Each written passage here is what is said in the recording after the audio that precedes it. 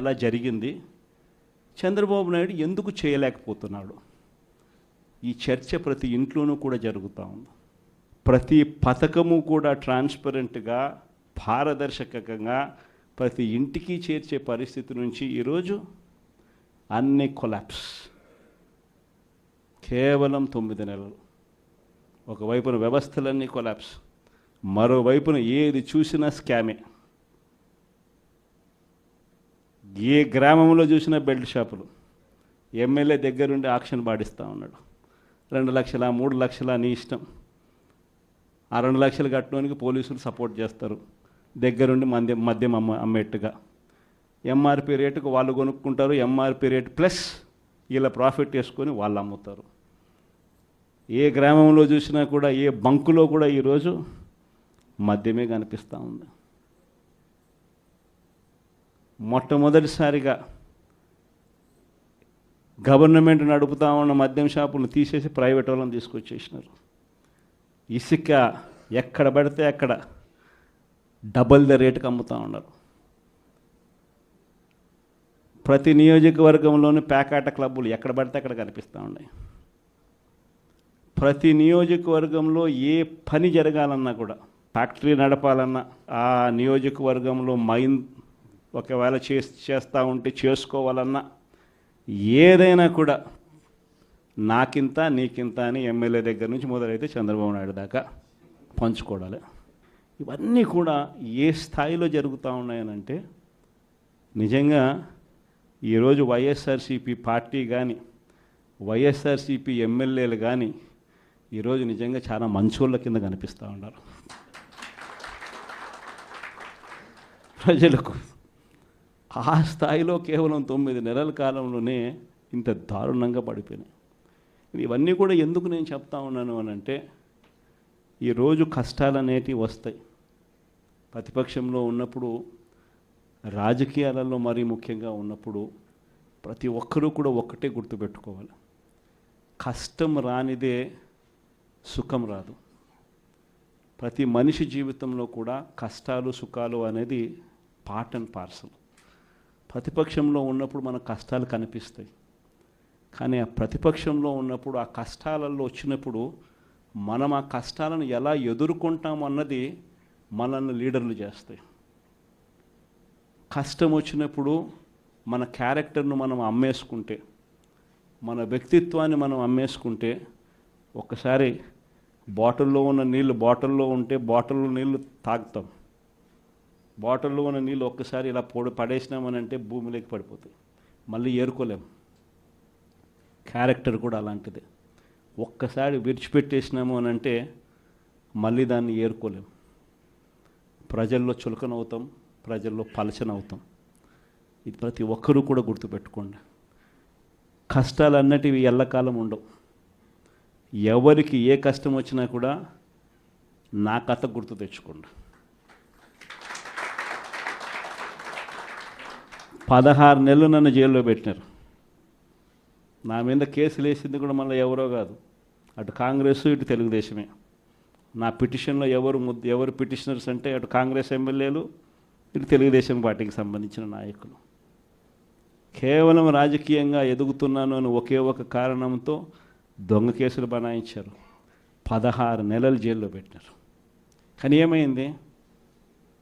బయటికి రాలా? ముఖ్యమంత్రి కాలా?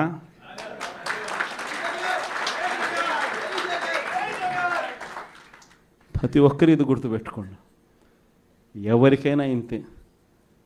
మహా చేస్తే వీళ్ళు ఏం చేయగలుగుతారు? దొంగ కేసులు పెడతారు,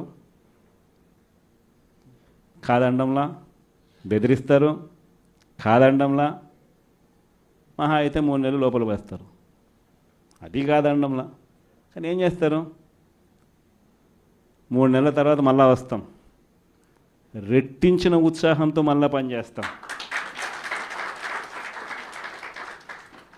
ఎవరెవరైతే మిమ్మల్ని జైల్లో పెట్టే కార్యక్రమం ఎవరెవరైతే చేస్తారో, మంచి చేసిన వాళ్ళని గుర్తుపెట్టుకోండి, చెడు చేసిన వాడిని గుర్తుపెట్టుకోండి. ఇద్దరిని గుర్తుపెట్టుకోమని చెప్తాను. ఊరికే చూస్తూ ఊరుకోం. వైఎస్ఆర్ కాంగ్రెస్ పార్టీ బ్రతుకుతుంది, వైఎస్ఆర్ కాంగ్రెస్ పార్టీ ఈ రాష్ట్రాన్ని ఏలుతుంది అని కూడా ఈ సందర్భంగా చెప్తాను. మరో 30 సంవత్సరాలు ఏళ్తామని కూడా ఈ సందర్భంగా కూడా మరి గట్టిగా కూడా చెప్తాను. కాబట్టి ఎవ్వరూ కూడా వైఎస్ఆర్ కాంగ్రెస్ పార్టీకి సంబంధించిన ఏ కార్యకర్త వెంటికి కూడా పీకలేడు అని చెప్పి కూడా ఈ సందర్భంగా చెప్తాను. ఇది ప్రతి ఒక్కరూ గుర్తుపెట్టుకోండి, ఒక్కటే గుర్తుపెట్టుకోండి. ఈసారి జగనన్న 2.0 కొంచెం వేరుగా కూడా ఉంటుంది. ఈసారి జగనన్న 2.0 కార్యకర్త కోసం ఎలా పనిచేస్తుందో కూడా చూపిస్తుంది. ఇది మాత్రం నేను ఖచ్చితంగా చెప్తా ఉన్నా. ఎందుకనంటే జగనన్న 1.0లో బహుశా కార్యకర్తలకి నేను అంత గొప్పగా బహుశా చేయలేకపోయి ఉండొచ్చేమో. ప్రతి పథకము ప్రతి విషయంలోనూ కూడా మొట్టమొదటిగా ప్రజలే గుర్తుకొచ్చారు. ప్రజలకు మంచి చేయడం కోసమే నా టైం కేటాయించా, నా తాపత్రయపడ్డా, ప్రతి విషయంలోనూ దానికోసమే అడుగులు వేశా.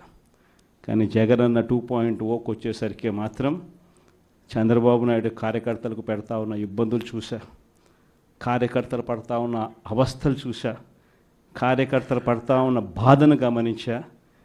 వీళ్ళ కోసం గట్టిగా మీ జగనన్న ఉంటాడని సందర్భంగా గట్టిగా చెప్తాను. విజయవాడ లాంటి కార్పొరేషన్లో కూడా 49 స్థానాలు మనం అప్పట్లో గెలిస్తే తెలుగుదేశం పార్టీ కూటమి వీళ్ళకు వచ్చిన స్థానాలు 14, కమ్యూనిస్టులకు వచ్చింది 1. ఈ 49 స్థానాలకు మనం గెలిస్తే 64కు గాను వాళ్ళకు కేవలం 14 స్థానాలు ఉన్నప్పటికీ ఎన్నికలు అయిపోయిన తర్వాత రోజు నుంచి రకరకాల భయాలు, రకరకాల ప్రలోభాలు అదే పనిగా పెడుతూ ఒక 11 మందిని మాత్రం భయపెట్టో ప్రలోభాలు పెట్టో తీసుకోవడం జరిగింది. అయినప్పటికీ 38 మంది నిఠారుగా నిలబడ్డారు అని చెప్పడానికి గర్వపడతా ఉన్నా. ఎందుకు ఈ మాట చెప్తా ఉన్నాను అని అంటే దానికి కారణం కూడా ఒకటే. ఇన్ఫ్యాక్ట్ ఏ కార్పొరేషన్ చూసుకున్నా, ఏ మున్సిపాలిటీ చూసుకున్నా, రాష్ట్రంలో ఉన్న ఏ జెడ్పీటీసీ పరిధిలో ఉన్న ఏ మండలం తీసుకున్నా, అటు ఎంపీపీలైనా కానీ, అటు జెడ్పీటీసీలైనా కానీ, సర్పంచ్లైనా కూడా, ఏది తీసుకున్నా కూడా ఎన్నికలు అయిపోయిన తర్వాత 3 సంవత్సరాల తర్వాత లోకల్ బాడీ ఎన్నికలు జరిగితే అటువంటి ఎన్నికల్లో ఈ రకమైన రిజల్ట్స్తో రాష్ట్రమంతా క్లీన్ స్వీప్ చేసిన పరిస్థితి వైఎస్ఆర్సీపీ ప్రభుత్వం, మన ప్రభుత్వం. అంటే ప్రజల్లో ఏ రోజైనా కూడా తలెత్తుకొని పోగలిగాం.